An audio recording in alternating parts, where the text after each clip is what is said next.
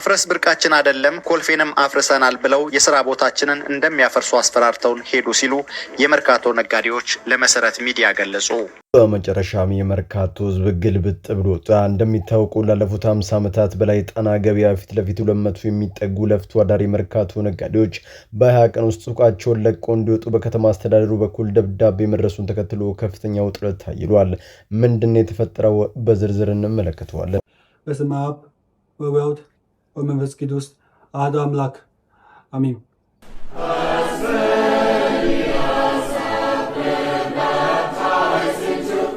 በሀገረ ቻይና ህዝቡ ግልብጥ ብሎ ኦርቶዶክስ እምነትን መቀበል መጀመሩ በርካታ የዓለም አቀፍ ሚዲያዎችን እያነጋገረ ይገኛል። በዚህ ረገድ የኢትዮጵያዊ ካነ ደቀ መዝሙር ዛንጉዌ እየሰራ ያለው የትውልድን የማዳን ስራ እጅግ በጣም አስደናቂ ነው። ዛንጉዌ ምን ቢሰራ ነው የቻይና ወንድሞቹና እህቶቹን ወደ ቀደመችው እምነት እንዲመለሱ ያደረገው? መረጃዎችን ሰጣችኋለሁ። እኔ ዛሬ እንኳን ብሞት አይቆረቁረኝም፣ አጽሜ በሰላም ያርፋል፣ አይቆረቁረኝም። እኛ ሞተን እቺ ሀገር ከመፍረስ ትዳን። ለዶክተር አብይ የራስን ስልጣን አሳልፌ ሰጥቼው ዛሬ የሰጠሁን ብድር መልስልኝ ብለው ነው። በመጨረሻም የቀድሞ የኦሮሚያ ክልል ፕሬዝዳንቱን ያገለገሉት አቶ ለማ መገርሳ በመላው ኦሮሚያ ውስጥ ለሚገኙ ሁሉ የሽመልስን ሴራ እንዲያከሽፉ አንድ ታላቅ እጅግ በጣም ወሳኝ የተባለ መልእክትን አስተላለፉ። ለመሆኑ ለማ መገርሳ ምን አሉ? በዝርዝር እንመለከተዋለን። ሰላም በመላው ዓለም ላይ የምትገኙ ውድ ቤተሰቦቼ እንዴት ናችሁልኝ? እኔ ደህና ነኝ። ቸሩ መድኃኔዓለም የተመሰገነውን በዘር ዕውቀታችን እጅግ በጣም ቁም ነገር አዘል ቪዲዮዎች ይዤላችሁ መጥቻለሁ። ከእናንተ የሚጠበቀው እንደተለመደው ቪዲዮ ላይክ እና ሼር ማድረጋችሁን አትርሱ። ዳይ ወደለት ቪዲዮ። በስመ አብ ወወልድ ወመንፈስ ቅዱስ አሐዱ አምላክ አሜን።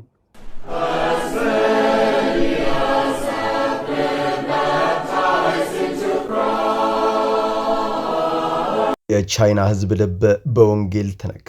በከፍተኛ ቁጥርም ወደ ኦርቶዶክስ እምነት እየተመሙ ይገኛል። የኢትዮጵያው መምህር ቀሲስ ኤፍሬም ዮናስና የቻይናው ደቀ መዝሙሩ ዛንጉዌ ታሪክ ሰሞኑን የብዙዎች ልብ እያሞቀ ይገኛል። ምንም እንኳን ይህ ጉዳይ በዓለም አቀፍ ደረጃ የተረጋገጠና አነጋጋሪ ቢሆንም በማህበራዊ ሚዲያ ላይ ለትምህርት እየተዘዋወረ ያለው ይህ ነገር እጅግ በጣም ልብ የሚነካና ታላቅ መንፈሳዊ ሚስጥርን ያዘለ ነው። በዝርዝር እንቃኘዋለን። በታሪኩ ላይ ቀሲስ ኤፍሬም ለዛንጉዌ ያሳዩት ትዕግስትና ለአእምሮ የሚመጥን አሳማኝ መልስ መስጠት የክርስትናን መሰረታዊ መርህ የሚያሳይ ነው። ሐዋርያው ቅዱስ ጴጥሮስ በመልእክቱ ላይ እንዲህ ይለናል፣ በእናንተ ስላለ ተስፋ ምክንያት ለሚጠይቋችሁ ሁሉ መልስ ለመስጠት ዘወትር የተዘጋጃችሁ ሁኑ፣ ነገር ግን በየዋህነትና በፍርሃት ይሁን። አንደኛ ጴጥሮስ ምዕራፍ 3 ከቁጥር 15 ላይ እናገኘዋለን።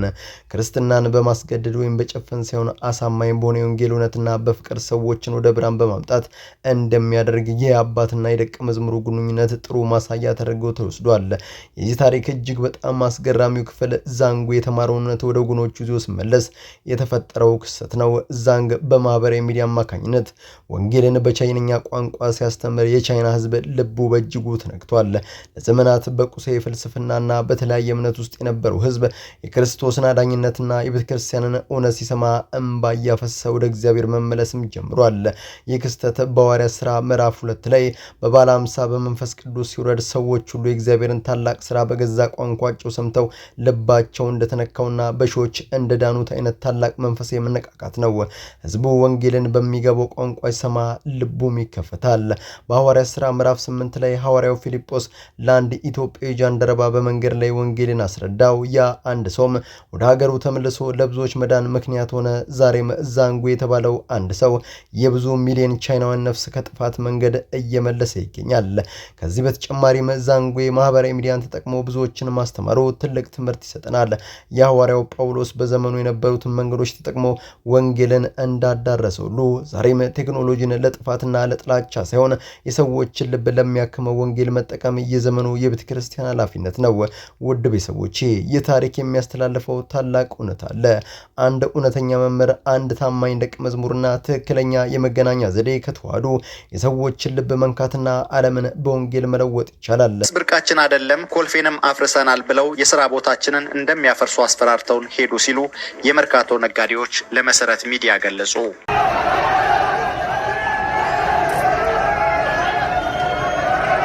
መርካቶ ጣና አካባቢ ምን እየተካሄደ ነው? በአዲስ አበባ መርካቶ ጣና የገበያ ማዕከል ፊት ለፊት የሚገኙ ከ200 በላይ ነጋዴዎች በ20 ቀናት ውስጥ ሱቃችሁን ለቃችሁ አስረክቡ የሚል ድንገተኛ ጥብቅ ማስጠንቀቂያ ደርሷቸዋል።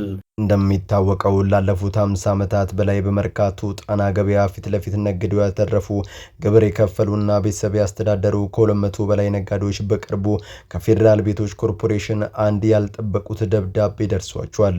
ደብዳቤውም እንዲህ ይላል። በ20 ቀን ውስጥ ሱቃችሁን ለቃችሁ ውጡ የሚል የድንገተኛ ማስጠንቀቂያ ነጋዴዎቹን በእጅጉ አስጨንቋቸዋል። የብዙዎችን ዕጣ ፈንታ ስጋት ላይ ጥሏል። በዝርዝር እንመለከተዋለን። መርካቶ የንግድ ማዕከል ብቻም ሳትሆን የብዙ ሺህ ዜጎች ህይወት የተገደበባት ታሪካዊ ስፍራ ነች።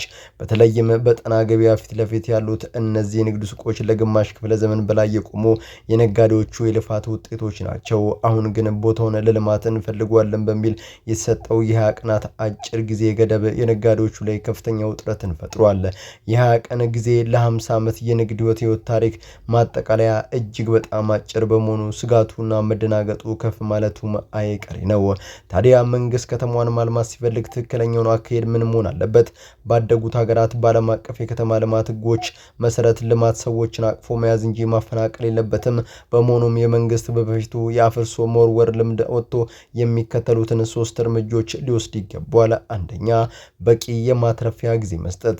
የ20 ቀን ጊዜ ገደብ የንብረት መብት አጠባበቅ ያገናዘበ አይደለም። ነጋዴዎቹ ንብረታቸውን፣ እዳቸውንና የንግድ ትስስራቸውን በስርዓቱ እንዲያስተካክሉ በቂ ጊዜ ሊሰጣቸው ይገባል። ሁለተኛ፣ ፍትሃዊ ካሳ።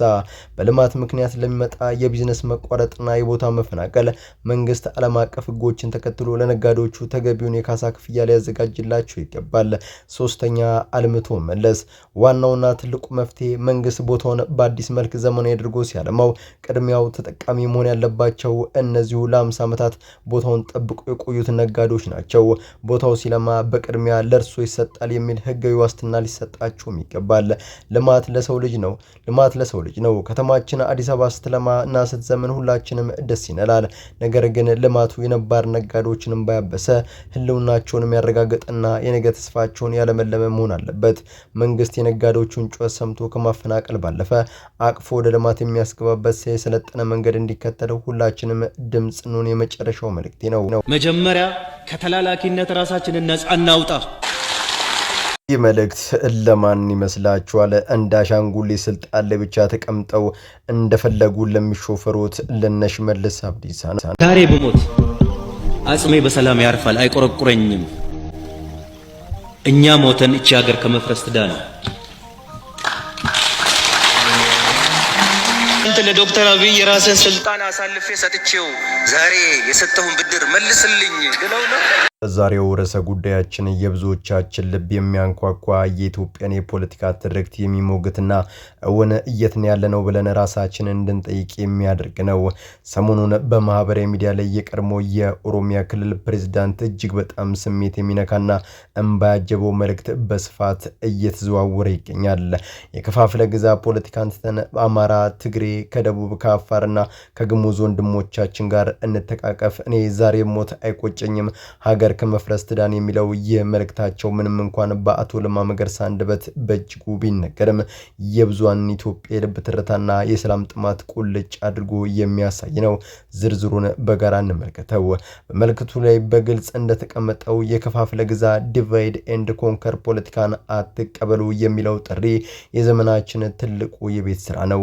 ላለፉት አያሌ ዓመታት የኢትዮጵያ ፖለቲካ የተገነባው የኔ ብሔር ይበልጣል፣ እኔ ከአንዱ ሲጠፋ ሌላው ይለማል በሚል ዜሮ ድምር እሳቤ ነው። ነገር ግን ታሪክም ሆነ ወቅታዊ ሀገራችን የደም መፋሰስ እንደሚያሳየን ዘረኝነትና መከፋፈል ማንንም አላተረፈም። ኦሮሞ ከአማራው፣ ትግሬው ከደቡብ ወይም ከአፋሩ ተነጥሎና ተጋጭቶ የሚገነባ ሰላማዊ ሀገር የለችም። የሚያዋጣው ልዩነትን አቻችሎ በአንድነት መስራት ብቻ ነው። መልእክቱ እጅግ በጣም ውብ ከሚያደርጉት ነገሮች አንዱ የዘር ፖለቲካን ከመንፈሳዊታ ጋር ማገናኘቱ ነው። ሁላችንም የአንድ አባት የፈጣሪ የፈጣሪ ልጆች ነን ከሌላ ፕላኔት የመጣ ማንም የሚለው ሐሳብ የሰው ልጆችን መስረተ እኩልነትም ያሳያል። በመጽሐፍ ቅዱስ መዝሙር 133 ከቁጥር 1 ላይ ወንድሞች በአንድነት ቢቀመጡ እነሆ መልካም ነው እነሆም ያማረ ነው ተብሎ እንደተጻፈው የኢትዮጵያ ሕዝብም የፈጣሪን ቃል ሰምቶ ዘረኝነትን ሲጸየፍ ብቻ ነው እውነተኛ ሰላም የሚረጋገጠው። የሰው ልጅ በፈጣሪ አምሳል የተፈጠረው ክቡር ፍጥር እንጂ በፖለቲከኞች የዘር ሐሳብ የሚሰላ ርካሽ ቁስ አይደለም። እኔ ዛሬ ሞት አይቆጨኝም አጽም ያርፋል እኛ ሞተን ይህች ሀገር ከመፍረስ ትዳን ሲሉ ለማ መገርሳም ይቀጥላሉ። ይህ አባባል የመሪነትና የሀገር ወዳድነትን ጥግ የሚያሳይ ነው። እውነተኛ መሪ ማለት ከስልጣኑ ለወንበሩ ለጥቅሙ ብሎ ሀገርን የሚያፈርስ ሳይሆን ሀገርን እንድትቆም ራሱን መስዋዕት የሚያደርግ ነው። ዛሬ ላይ ኢትዮጵያ የምትፈልገው የህዝብን ደም አፍሰው ስልጣን ላይ የሚቆዩትን ሳይሆን ለህዝብ ሲሉ የራሳቸውን ጥቅም አሳልፈው የሚሰጡ ታላላቅ ልባሞችን ነው። እዚህ ደሃ መካከል ሃይማኖቱን እየቆጠርን ዘሩን እየቆጠርን ጎሳውን እየቆጠርን እየለየን አንዱን ጠቅመን አንዱን ጎድተን አንዱን ከፍ አድርገን አንዱን ዝቅ አድርገን ታሪክ እንሰራለን ብለን አናስብም። ተጋግዞ ችግሩን ተማምኖ ተነጋግሮ ፈትቶ አንድ ላይ እንዲኖር ነው የምንፈልገው። የተከበሩ ለማ መገርሳ ለርሶ ቃል የለኝም። እጅግ በጣም ከልብ አድርገን እናመሰግናለን። አንድነት ላይ መስራት ምንም ጥያቄ የሌለው ትልቁ አጀንዳ ነው። በመላው ዓለም ላይ የምትገኙ ውድ ቤተሰቦች ለዛሬ እናንተን ያስተምራሉ፣ ይጥቅማሉ፣ መረጃ ምናሉ ብዬ ያሰብኳቸውን ቪዲዮዎች በዚህ መልኩ አቀረብኩላችሁ። በቀጣይ በሌሎች አስተማሪ ቪዲዮዎች እንገናኛለን። ለዚህ ቻናል አዲስ ከሆናችሁ ምን ይጠብቃችሁ ነው? መለስ ያላችሁ ሰብስክራይብ፣ ላይክ፣ ሼር ማድረጋችሁን አትርሱ። ባላችሁበት ሁሉ ክፉ ሳይነካችሁ በሰላም በቸር በጤና ቆዩልኝ። ይመቻችሁ።